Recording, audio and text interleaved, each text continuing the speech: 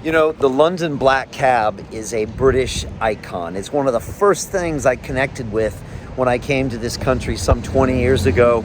It was my own personal limousine, and the drivers themselves are just this incredible salt of the earth type person. They always know everything that's happening in this city before it happens, and that's why I was a bit troubled to hear from our good friend Steve McNamara, who's the General Secretary of the LTDA, which is one of the big unions here for the taxi cab drivers, who said that currently black cab drivers in London are at quote-unquote starvation wages. They're making 1/4 of what they would have done at normal levels because of this draconian lockdown.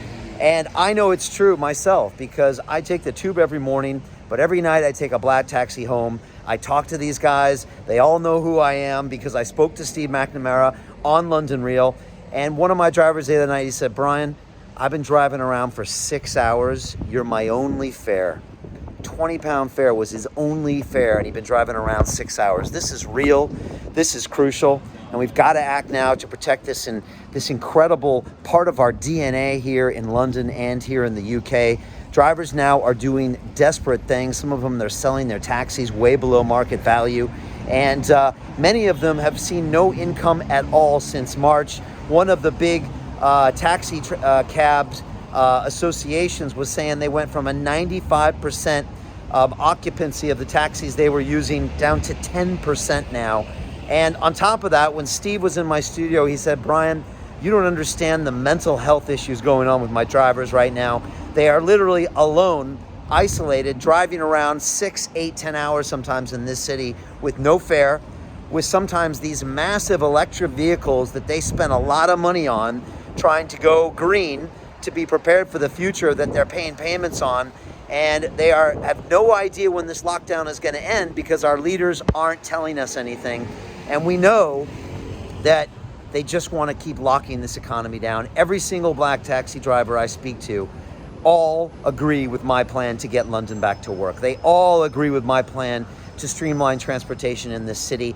They are frustrated. They feel like they've been ignored by the mayor of this city who argues they're not a part of the London transport infrastructure, which is insulting to these great men and women who do this incredible job and bring culture to this city. When people come to London, they want to get in a black taxi and drive around. They want to get in a red bus, you know? They want to get in a red telephone booth if any of them are still working. And now we're depriving them of that fact. And if these ridiculous lockdowns continue that aren't based in any scientific data, we are going to crush an industry, and it's never coming back.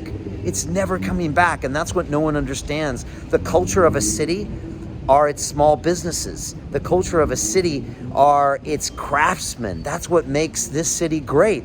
Otherwise, it's just going to be another global capital with big, tall buildings and no real culture. We've got to preserve it now, which is why we've got to find a way to get this city back to work. It's my #1 policy as your next mayor of London. My detailed policy pages are now on my website. They are live tonight. And you can go and look at all the details of each one of my policies, from education first to science first to health first to making our streets safe by investing in our police. It's all there in detail, and it's all been done by the numbers because I have a plan to make this city great again. I do, and I know I can execute on it. Everyone I meet in the streets says, "Brian, we know you're the man for the job," and I'm honored.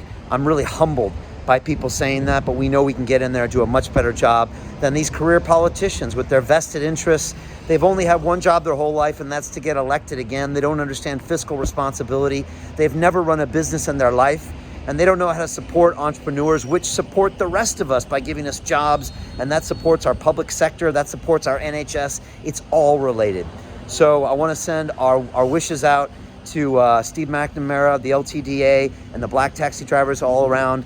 We're sending you love and support.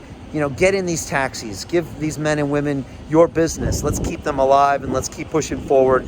I appreciate you. I appreciate the time. Let's change this city and take it in a new direction.